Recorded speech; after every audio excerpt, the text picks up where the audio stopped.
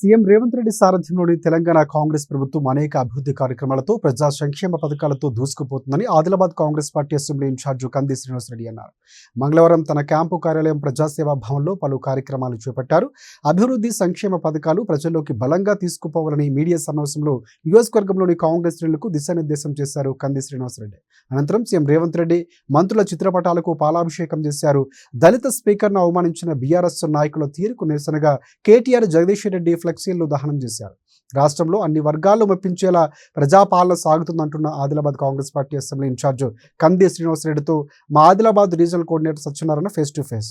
Adilabad Congress party ఆధ్వర్యంలో assembly incharge Kandi Srinivasa Reddy నేతృత్వంలో ఇక్కడ ఆయన క్యాంపు కార్యాలయం ప్రజాసేవా భవన్ వద్ద ఒక కోలాహల వాతావరణం అయితే నెలకొంది. ఇటు కొన్ని ఏది సంతోషంతో కూడినటువంటివి, మరికొన్ని ఏవైతే నిరసన కార్యక్రమాలు ఇవన్నీ కూడా అంటే ఇటు సీతక్క మంత్రుల చిత్రపటాలకు పాలాభిషేకాలు, అలాగే కేటీఆర్ ప్రతిపక్ష నాయకులు అయినటువంటి ఒక బీఆర్ఎస్కి చెందిన కేటీఆర్ జగదీశ్వర్ రెడ్డి చిత్రపటాలకు ఏదైతే దహన కార్యక్రమాలు, అంటే ఇలాంటి కార్యక్రమాలతో ఇక్కడ ఆదిలాబాద్ క్యాంపు కార్యాలయం వద్ద ఒక నిరసన కార్యక్రమం కొనసాగుతుంది.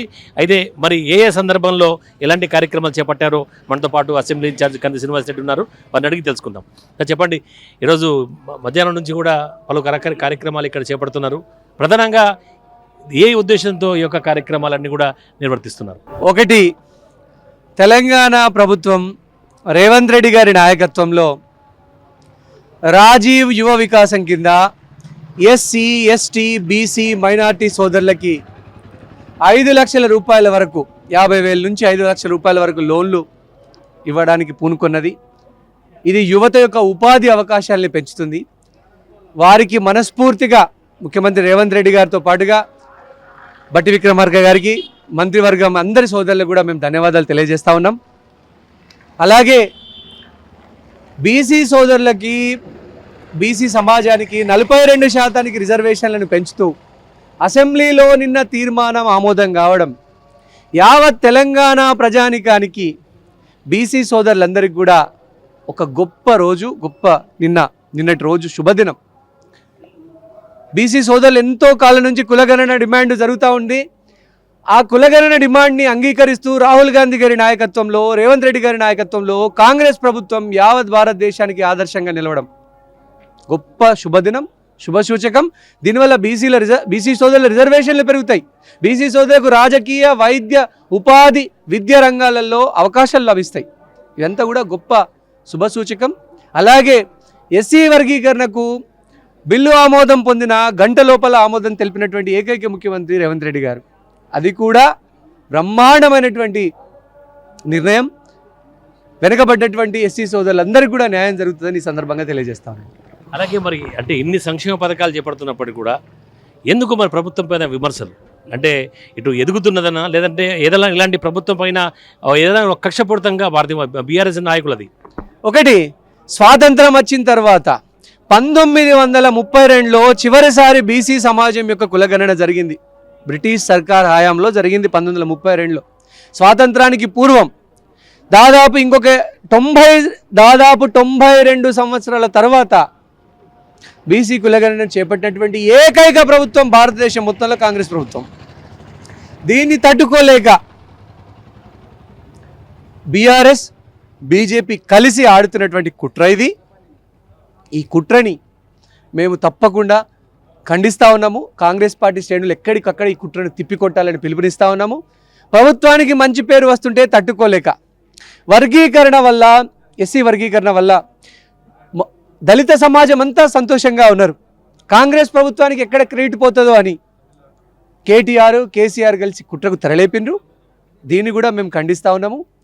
రాజీవ్ యువ వికాసం కింద ఎస్సీ, ఎస్టీ, బీసీ, మైనార్టీ సోదరులకి, వెనుకబడ్డ వారికి 50,000 రూపాయల నుంచి 5 లక్షల రూపాయల వరకు లోన్లు ఇవ్వడానికి కూడా వీళ్ళు జీర్ణించుకోలేకపోతున్నారు. ఇవంతా కూడా కాంగ్రెస్ ప్రభుత్వానికి వస్తున్నటువంటి మంచి పేరుని డ్యామేజ్ చేయాలన్నటువంటి ఉద్దేశంతో చేస్తున్నటువంటి కుట్ర. దీన్ని మేము తీవ్రంగా ఖండిస్తా ఉన్నాం. అంటే ఇలాంటి వారిపైన చట్టపరంగా ఏమైనా చర్యలు తీసుకున్నట్లు అవకాశం ఉండబోతుంది? చట్టం తన పని తాను చేసుకుంటూ అవుతుంది.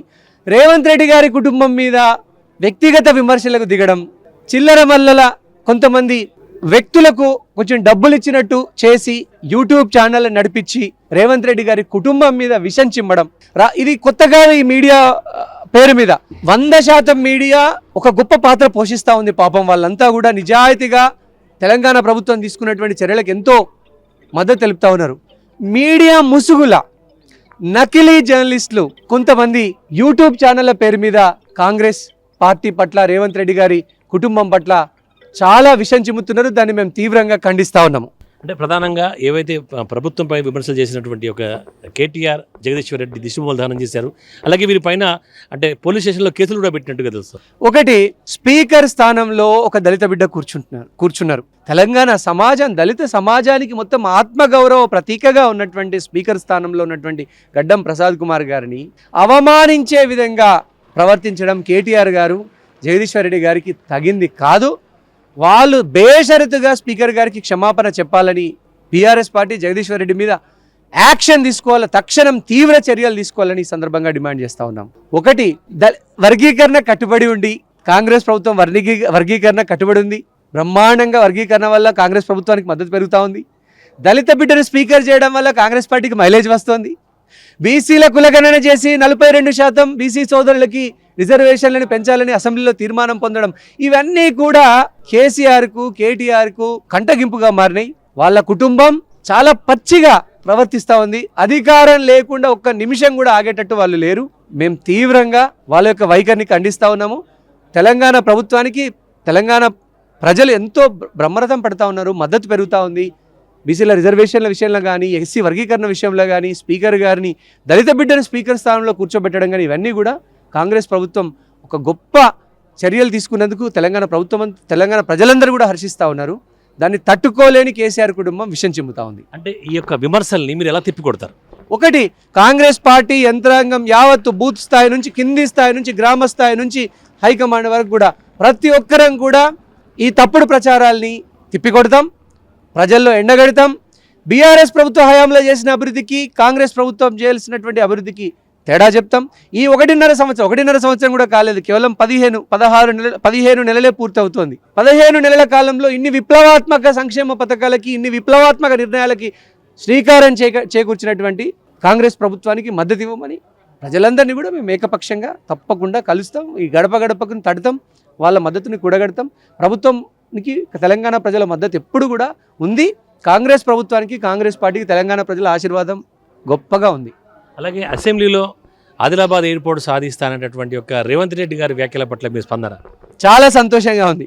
10 సంవత్సరాలు బీజేపీ కేంద్ర ప్రభుత్వం చేయండి, 10 సంవత్సరాల బీఆర్ఎస్ ప్రభుత్వం చేయండి. రేవంత్ రెడ్డి గారు పట్టుబట్టి వారంగల్ ఎయిర్పోర్ట్ని, మామ్నూర్ ఎయిర్పోర్ట్ని సాధించారు.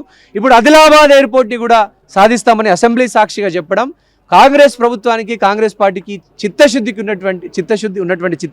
దీన్ని మేమందరం, తెలంగాణ సమాజం అంతా కూడా ఎట్లయితే కాంగ్రెస్ పార్టీతో అండగా ఉందో, ఆదిలాబాద్ ప్రజలు కూడా కాంగ్రెస్ పార్టీ పట్ల పూర్తి సంతృప్తిగా ఉన్నారు. దీనివల్ల ఎమ్మెల్యే పాయల్ శంకర్ గత అనేక సంవత్సరాల నుంచి ఎయిర్పోర్టు భూముల్ని కబ్జా చేస్తూ ఉన్నాడు.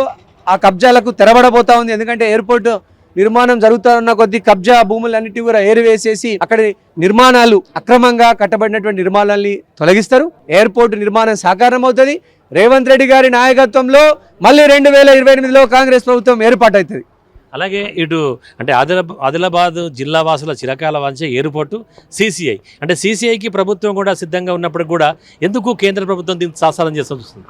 సిసిఐ విషయంలో రాష్ట్ర ప్రభుత్వం, ముఖ్యమంత్రి గారు, పరిశ్రమల శాఖ మంత్రి శ్రీధర్ బాబు గారు ఇద్దరు కూడా బ్రహ్మాండమైనటువంటి మద్దతు తెలిపిన తర్వాత కూడా సిసిఐ మెషినరీని, అంటే మిగిలి ఉన్నటువంటి మెషిన్లన్నింటినీ కూడా తుక్కు కింద అమ్మేయాలనేటువంటి బీజేపీ నిర్ణయం ఓటేసిన ప్రజల్ని వెన్నుపోటు పొడవడమే. ప్రజలు బీజేపీ ఎమ్మెల్యేని పాయల్ శంకర్ని గెలిపించిండ్రు, గూడెం నగేష్ గారిని గెలిపించిండ్రు. ఇద్దరిని కూడా గెలిపించింది ఏ ఆశతోని? సిసిఐని మళ్ళీ తెరిపిస్తారన్న ఆశతోని. వీళ్ళిద్దరు కూడా ప్రజల ఆకాంక్షల్ని వమ్ము చేసిండ్రు. వీరి వైఖరికి వ్యతిరేకంగా, బీజేపీ ప్రభుత్వానికి వ్యతిరేకంగా తప్పకుండా కాంగ్రెస్ పార్టీ శ్రేణులు ఎక్కడికక్కడ నిరసన తెలపాల్సిందిగా కోరుతా ఉన్నాము. అలాగే కేంద్రంపై ఒత్తిడి తెచ్చి కేంద్రంతో పోరాడి ఏదైతే ఆదిలాబాద్ టు ఆర్మూర్ రైల్వే లైన్కి అయితే నిధులు అయితే మంజూరు కాలేదు, మరి అదేమన్నా ముందుకు వచ్చేటటువంటి అంశం ఏదైనా కనిపిస్తుందా?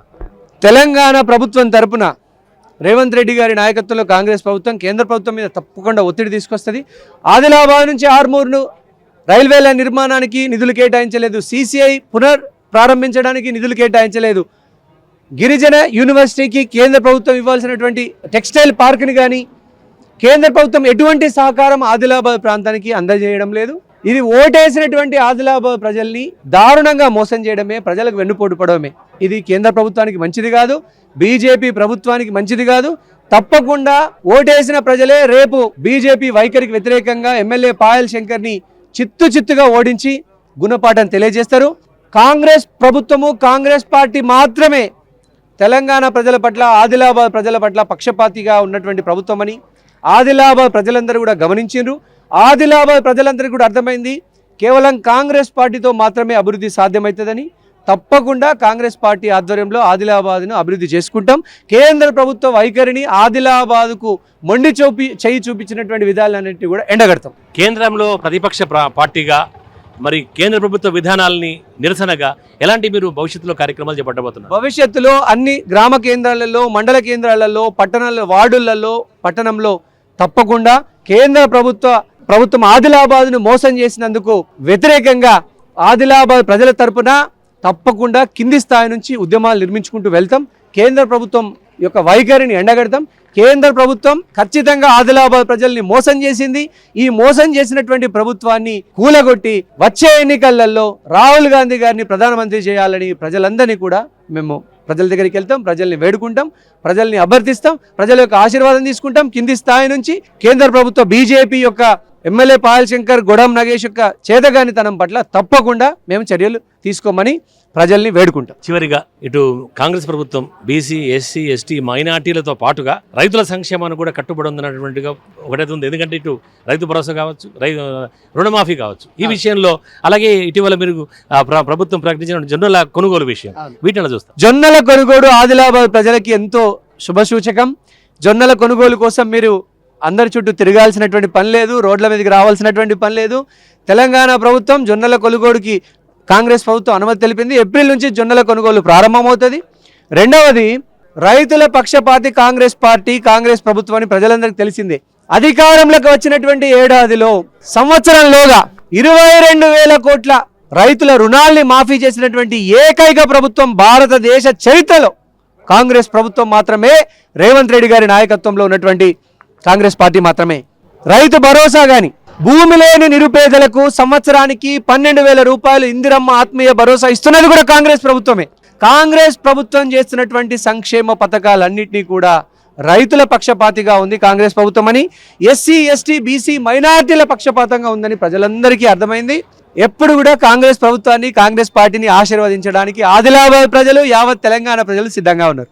మీ కార్యకర్తలు కాంగ్రెస్ శ్రేణులకు మీరు చేసేటటువంటి ఒక దిశానిర్దేశం, అంటే ప్రభుత్వం చేసినటువంటి ఒక సంక్షేమ పథకాలు ప్రజల్లోకి చేరడం లేదనేటటువంటి ఒకటి ఉంది. అయితే ఆ ప్రజల్లోకి తీసుకెళ్లే విధంగా ఎలాంటి చర్యలు చేపట్టబోతున్నారు? కాంగ్రెస్ పార్టీ కార్యకర్తలకు, నాయకులకి, అభిమానులకి, శ్రేణులకి మీ బిడ్డ కంది శ్రీనివాసరెడ్డి చేసేటువంటి ఏకైక విజ్ఞప్తి ఒకటి. తెలంగాణ ప్రభుత్వం రేవంత్ రెడ్డి గారి నాయకత్వంలో, రాహుల్ గాంధీ గారి నాయకత్వంలో కాంగ్రెస్ పార్టీ, కాంగ్రెస్ ప్రభుత్వం అనేక సంక్షేమ పథకాల్ని అమలు చేస్తూ ఉన్నది. ఆ సంక్షేమ పథకాల్ని గ్రామ స్థాయి నుంచి, బూత్ స్థాయి నుంచి, పట్టణాలలో కానీ, గ్రామాలలో కానీ, వార్డులలో కానీ రోజు కూడా ప్రజల్లోకి తీసుకెళ్ళండి. సోషల్ మీడియా ద్వారా, జనరల్ మీడియా ద్వారా, సామాజిక మాధ్యమాల ద్వారా, ప్రింట్ మీడియా ద్వారా, ఎలక్ట్రానిక్ మీడియా ద్వారా బలంగా ప్రభుత్వ సంక్షేమ పథకాల్ని ప్రజల్లోకి తీసుకెళ్దాం.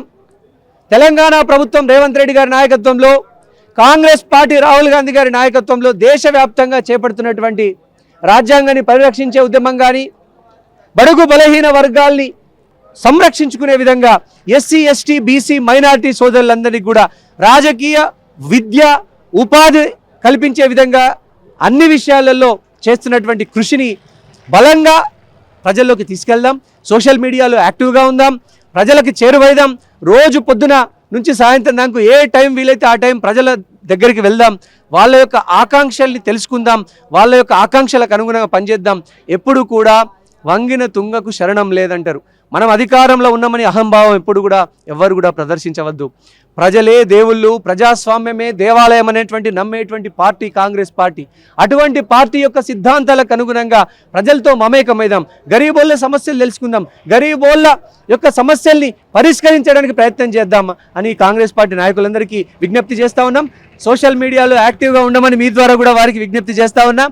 ప్రజలందరూ కూడా ఆశీర్వదిస్తేనే మళ్ళీ 2028లో మన ప్రభుత్వం ఏర్పడుతుంది. అలాగే వచ్చేవి స్థానిక సంస్థల ఎలక్షన్లు, అంటే కార్యకర్తలకు పండుగలా నిర్వహించుకునేటువంటి కార్యకర్తలకు పదవులొచ్చే ఎలక్షన్లు స్థానిక సంస్థల ఎలక్షన్లు. ఎంపీటీసీలు కానీ, జెడ్పీటీసీలు కానీ, కౌన్సిలర్లు కానీ, సర్పంచులు కానీ కార్యకర్తలే పదవులు పొందేటువంటి సంబరం పండుగ వచ్చేటువంటి స్థానిక సంస్థల ఎలక్షన్లు. కాబట్టి స్థానిక సంస్థల ఎలక్షన్లు దగ్గరలోనే నోటిఫికేషన్ ఏ సమయంలోనే రావచ్చు. కాబట్టి మే జూన్లో ఎప్పుడైనా ఎండలు తగ్గిన తీవ్రత తగ్గిన వెంటనే రావచ్చు. కాబట్టి ప్రజలందరికీ కాంగ్రెస్ పార్టీ నాయకులు శ్రేణులు అందుబాటులో ఉండాలా, వారి సంక్షేమానికి కృషి చేయాలి. అది పార్టీ యొక్క సంక్షేమ పథకాలన్నీ కూడా ప్రజల్లోకి బలంగా తీసుకెళ్లాలని, దీనికోసం కాంగ్రెస్ శ్రేణులు అలాగే కార్యకర్తలందరూ కూడా గ్రామాన బూత్ స్థాయిలో కూడా కాంగ్రెస్ పార్టీని బలోపేతం చేస్తూ కాంగ్రెస్ పార్టీ అభివృద్ధి కార్యక్రమాలని ప్రజల్లోకి బలంగా తీసుకెళ్లాలని, వచ్చేటటువంటి యొక్క స్థానిక సంస్థల ఎన్నికలకు కూడా ప్రతి ఒక్కరూ సంసిద్ధంగా ఉండాలని, ఇది కాంగ్రెస్ కార్యకర్తలకు ఒక పండగ లాంటిదని, వాళ్ళందరూ కూడా వాళ్ళు నాయకులయ్యేటటువంటి ఒక అవకాశం ఏర్పడుతుంది. కాబట్టి అందరూ ఈ యొక్క దానికి విజయం కోసం, పార్టీ విజయం కోసం, కాంగ్రెస్ పార్టీ విజయం కోసం శ్రేణులందరూ కూడా పనిచేయాలని చెప్పేసి కంది శ్రీనివాసరెడ్డి కార్యకర్తలకి సూచిస్తున్నారు. Over to studio.